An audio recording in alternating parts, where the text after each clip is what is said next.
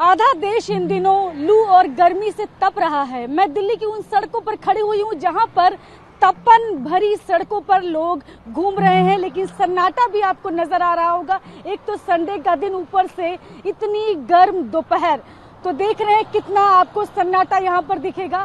कारण सिर्फ एक है, वो है गर्मी। और मौसम विभाग ने भी ये आशंका जताई है कि आज से लू चल सकती है। 24 से 25 मई तक लू का प्रकोप भी जारी रहेगा। वहीं जो अधिकतम तापमान है वो 24, अगर बात करूं अधिकतम तापमान की, तो वो लगभग 45 से 44 डिग्री तक जा सकता है इस हफ्ते। तो पूरी दिल्ली में इन दिनों गर्मी जो है वो अपने कहेंगे कि सबसे ज्यादा स्तर पर पहुंच चुकी है। अधिकतम तापमान लगातार बढ़ता जा रहा है। अगर मैं कल के 2 दिनों की बात करूं तो पिछले नजफगढ़ में 47 डिग्री के आसपास तापमान दर्ज किया गया।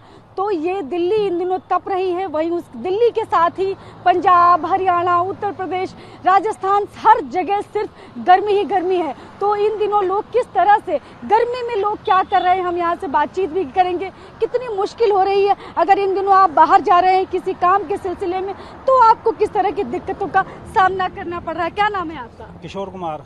कहाँ से आए हैं आप? मैडम बदरपुर से आया हूँ। धूप इतनी तेज है, बाहर निकलने का मन नहीं कर रहा है सुबह से ही। अब ऐसे कड़ाके की धूप है। कल भी पेपर दिलाने गए बच्चे के, इतनी धूप थी, पूरी धूप में बाहर बैठा हूँ 5-6 घंटे, और इतना बुरा हाल, लू के पूरे चार्ज हो रहे हैं। पानी पी के बस चल रहे हैं अपना। बिल्कुल, आप बार बार कहा जा रहे हैं, डॉक्टर्स भी कह रहे हैं कि हाइड्रेट रहिए क्योंकि आप बीमार पड़ सकते हैं। क्या नाम है आपका? मनीष कुमार। कितनी गर्मी है, तपती दोपहरी में जिन लोगों को काम पर जाना है वो लोग मजबूरी में बाहर निकलते हैं, लेकिन कितनी मुश्किलें होती हैं। बहुत ज्यादा मुश्किल है मैडम, लेकिन बच्चे पालने तो करना पड़ेगा।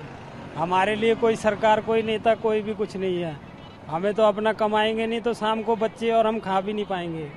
गर्मी हो या सर्दी, आना तो है, लेकिन आना है, बारिश, मौसम सब हमारे लिए सब ऐसे ही है। लेकिन फिर भी मुश्किल तो होती है। लोग चूंकि इन दिनों गर्मी में ज्यादा बीमार भी पड़ते हैं। कारण सिर्फ ये होता है लू लगने का जो खतरा रहता है, उसकी वजह से लोग बीमार पड़ते हैं। तो इस मौसम में अगर आप बाहर जा रहे हैं तो बहुत ध्यान रखें, आप बीमार हो सकते हैं, इसलिए जरूरी है कि आप पानी जरूर पीते रहें। पिछले 24 घंटों के दौरान हमने देखा कि दिल्ली में तापमान बहुत ज्यादा दर्ज हुए।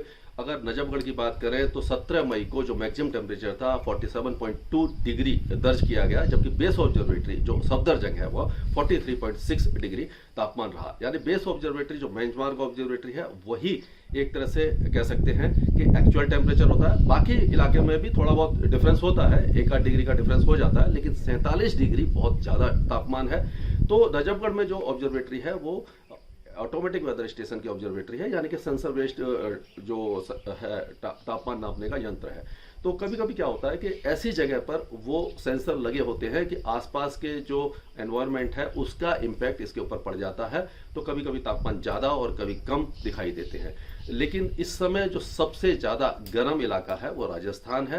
राजस्थान का फलौदी और गंगानगर, हनुमानगढ़, सूरतगढ़, ये सारे इलाके काफ़ी ज़्यादा गर्म है। हालांकि दिल्ली एनसीआर में भी 44 और 45 डिग्री के आसपास तापमान बने हुए हैं, और अगले 4 या 5 दिनों तक कोई भी राहत हमें दिखाई नहीं दे रही है। कारण यह है कि कोई बड़ा वेदर सिस्टम नहीं है, बारिश की संभावना नहीं है, बादल नहीं है, तेज धूप निकल रही है, और जो सन का इंसोलेशन बढ़ता जा रहा है। उत्तर पश्चिम और पश्चिम दिशा से गर्म और सूखी हवाएं चल रही हैं जो सिंध, बलूचिस्तान और थार डेजर्ट से होकर के आ रही हैं।